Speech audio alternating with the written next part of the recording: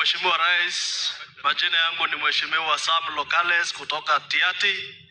Mimi ni jirani kutoka hapa Tirioko, Mheshimiwa Rais.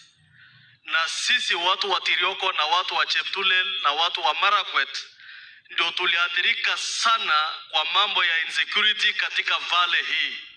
Na Mheshimiwa Rais, mimi nikisimama hapa ninatoa testimony kwamba watu wa Tirioko na watu wa Marakwet wameishi kwa amani. Watu wa Kolowa, market ya Kolowa, Mheshimiwa Rais, tukizungumza saizi kuna watu zaidi ya 10,000 wanahudhuria hiyo market.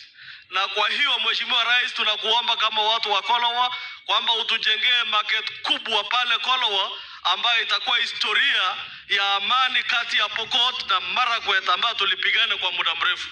Watu wetu waliuana bure. Wakasema sisi ni ndume, mimi ni mwanamume, lakini Murkomen kumbe ndio ndume zaidi ya sisi.